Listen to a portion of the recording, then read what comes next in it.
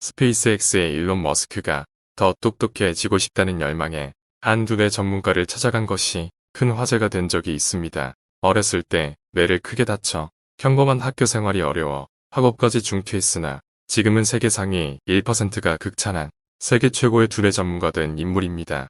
25년 넘게 세계 정상급의 CEO와 운동선수, 배우 등 각계각층의 성공한 사람들뿐만 아니라 UN, 미국, 백악관, 하버드 대학교, 구글, 나이키, 자포스 등 세계적 기업과 기관, 단체에서 찾는 독보적이고 저명한 브레인 코치, 바로 짐 퀵입니다.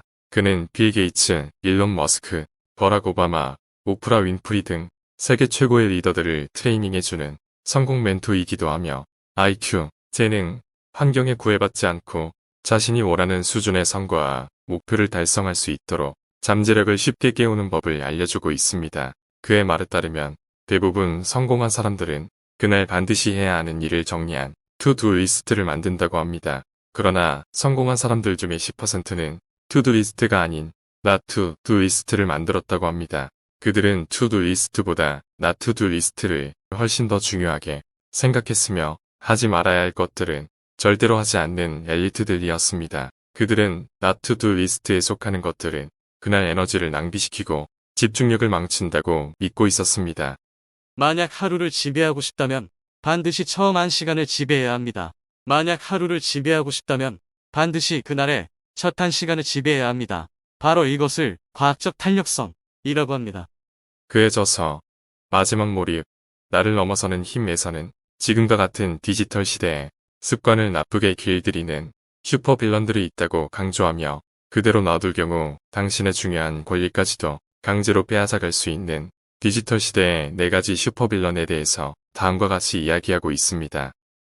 디지털 시대의 슈퍼빌런 첫 번째, 디지털 홍수입니다. 우리는 엄청난 데이터 속에 살고 있습니다.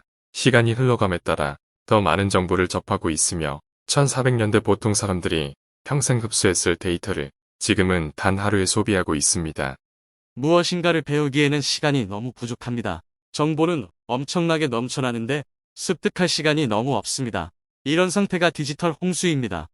지금은 1960년대에 비해서 3배나 많은 정보를 소비하고 있고 2015년 한 보고서의 설문조사에 따르면 대부분의 사람들은 하루 8시간 동안 미디어를 소비한다고 합니다.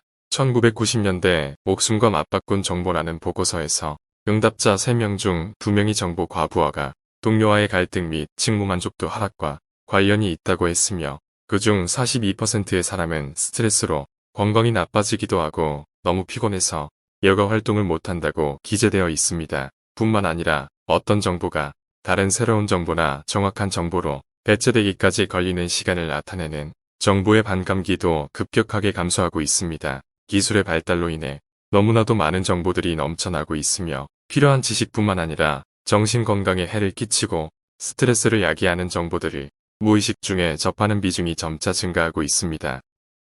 디지털 시대의 슈퍼빌런 두 번째, 디지털 치매입니다. 누군가의 전화번호를 외웠던 적이 언제인가요? 스마트폰의 도움을 받지 못하면 친한 친구의 전화번호뿐만 아니라 같이 살고 있는 가족들의 전화번호도 기억해내지 못하고 있습니다. 이것은 우리의 두뇌를 스마트 기계에 온전히 맡기는 형태입니다. 우리의 두뇌가 기본적으로 우리를 멍청하게 만드는 거죠.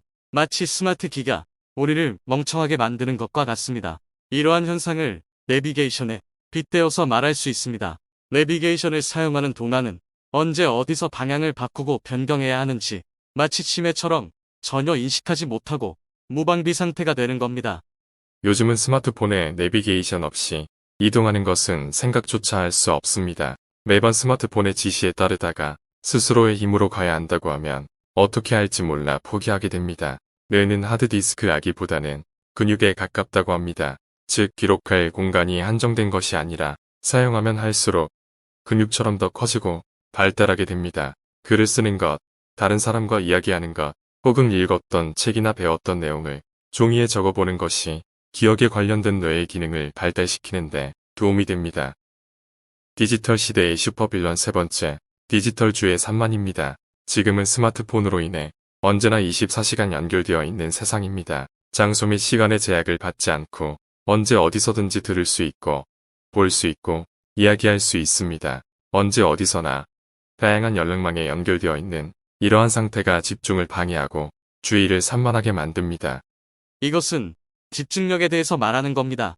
여러분은 집중력을 향상시키고 싶나요? 여러분은 요즘 어디에 집중하고 있죠? 우리는 집중을 어렵게 만드는 세상에 살고 있습니다. 아침에 일어나자마자 블로그, 카카오톡, 인스타그램, 페이스북, 유튜브 등으로 집중하지 못하고 아침 시간을 소비하게 되면 진정으로 그날 해야 할 소중한 일들에 집중할 수 없습니다. 저자는 수많은 집중력 저하 요소들로 아침을 가득 채우는 것이 하루를 가장 안 좋게 보내는 방법이라고 강조합니다. 뇌가 한 가지 활동에서 다른 활동으로 주의를 돌리도록 요구를 받으면 전전두피질과 선조체에서 산소를 함유한 포도당을 태웁니다. 즉, 한 가지 활동을 계속할 때와 같은 연료를 소비하는 것입니다. 멀티태스킹으로 정신없이 주의 전환을 계속하다 보면 뇌의 연료가 금방 바닥나서 금세 지치고 정신이 혼미해집니다. 뇌는 한 번에 한 가지 일밖에 처리할 수 없음에도 멀티태스킹을 한다는 것은 계속해서 산만하게 주의를 왔다 갔다 하는 일입니다. 이러한 과정에서 뇌는 에너지를 급속도로 소모하는데 우리는 이에 익숙해져 에너지를 빼앗기고 있는지조차 모르는 경우가 대부분입니다. 멀티태스킹을 하면 할수록 에너지가 급속도로 떨어지게 되어 집중도 및 성과도 함께 떨어집니다. 한 번에 몇 가지 일을 하면서 효율적으로 시간을 보냈다고 생각하지만 정작 저녁에 돌아보면 바쁘기만 하고 실속이 없었다고 느끼게 되는 것입니다. 디지털 시대의 슈퍼빌런 네 번째, 디지털 추론입니다. 지금처럼 풍부한 정보를 너무나 손쉽게 이용할 수 있는 세상에서 모든 사람이 지나치게 정보에 의존하며 비판적인 사고와 추론의 많은 부분까지 기술에 의존하는 심각한 지경이 되었습니다. 정보를 찾아내기만 하고 생각하고 판단하지 않으면 추론 능력의 상실로 이어집니다. 이것은 기술에 대한 의존도가 너무 높아지는 것을 의미합니다. 강의를 듣고 추론을 하는 수업에서 일부 사람에게는 노트북을 사용하게 하고 나머지 사람들에게는 노트북을 사용하지 못하도록 했습니다. 결과적으로 노트북을 사용한 사람들보다 사용하지 않은 사람들이 강의 후 테스트에서 더 많은 내용을 기억하고 추론한 결과를 얻었습니다. 많은 사람들이 온라인에서 다른 사람들이 내려놓은 방대한 결론 때문에 스스로 결론을 도출하는 능력을 포기하게 되었습니다. 다른 사람에게 우리 대신 생각하는 권한을 내주지 않겠지만 스마트폰에 그 권한을 넘겨주는 데는 너무 익숙해졌습니다. 지금의 시대는 너무나도 많은 정보를 접할 수 있고 그만큼 다양한 의견을 손쉽게 볼 수 있습니다. 자신만의 기준을 가진 상태에서 수많은 정보를 이용하면 좋겠지만 그렇지 않고 다른 사람의 의견에 끌려가기만 한다면 그것은 커다란 문제가 됩니다. 이와 더불어 인터넷 매체들은 알고리즘을 통해서 비슷한 정보들을 계속해서 보여주는데 이는 심각한 정보의 편향으로 이어지게 됩니다. 자신의 입장에 대한 반대 의견도 있음을 알지 못하고 한쪽의 의견만 지나치게 편중하는 심각한 결과를 초래합니다. 지금까지 디지털 시대의 4가지 슈퍼빌런에 대해서 이야기해 보았습니다. 저자는 우리가 익숙하게 생각하는 디지털 환경이나 사람들의 통념이 우리의 능력을 오히려 퇴화시키고 성장하지 못하게 만드는 원인이며 이를 제거하고 이겨내야만 자신의 진정한 능력을 마주하게 된다고 말합니다. 여러분이 가질 수 있는 가장 나쁜 습관은 하루의 첫 1시간에 스마트폰을 보는 것입니다. 이것은 여러분이 가질 수 있는 가장 최악의 습관입니다. 성공한 사람들은 매일 투두리스트를 만듭니다. 하지만 제가 발견한 성공한 사람들의 10%는 not to do 리스트를 만들고 있었습니다. not to do 리스트가 투두리스트보다 훨씬 더 중요합니다. 그들은 하지 말아야 할 것들을 확실히 지킵니다. 왜냐하면 그것은 에너지를 낭비하고 집중력을 망치게 합니다. 하지 말아야 할 것 중에 멀티태스킹도 포함됩니다. 실제로 멀티태스킹이라는 것은 존재하지 않고 멀티태스킹은 제대로 작동하지 않습니다. 여러분들은 실제로 멀티태스킹을 할 수 없습니다. 멀티태스킹이란 하나의 업무를 하고 또 다른 업무도 하는 거죠. 멀티태스킹은 새로운 도파민을 발생시키고 자극된 기분으로 더 생산적인 느낌이 들게 합니다. 하지만 실제로는 산만하고 바쁘기만 합니다. 매번 하나의 활동에서 다른 일을 하게 되면 집중과 흐름을 다시 잡아가는데 5분에서 20분 정도가 추가로 필요하게 됩니다. 많은 의사들과 외과 전문의가 말하길 멀티태스킹은 실수할 확률을 높인다고 합니다. 즉, 더 많은 실수를 하게 만들고 시간만 허비하게 됩니다. 그래서 멀티태스킹은 not to do 리스트에 속하는 겁니다. 그리고 또 한 가지가 나투 두 리스트에 있으면 엄청난 변화를 가져옵니다. 바로 일어나자마자 1시간 동안 핸드폰을 안 보는 것입니다. 핸드폰 보는 것은 습관과 관련되고 중독되게 만듭니다. 이것은 두뇌가 집중하지 못하게 만듭니다.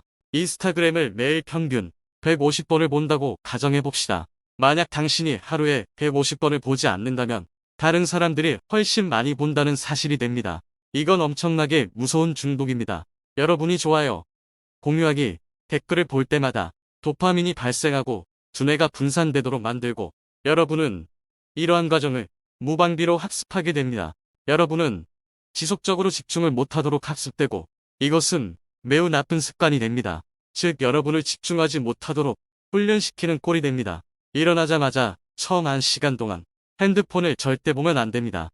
하루의 시작을 알리는 소중한 아침의 첫 1시간을 스마트폰으로 시작하기보다는 오로지 자신에게 집중할 수 있는 독서, 명상, 스트레칭, 운동 등으로 시작하는 것은 어떨까요?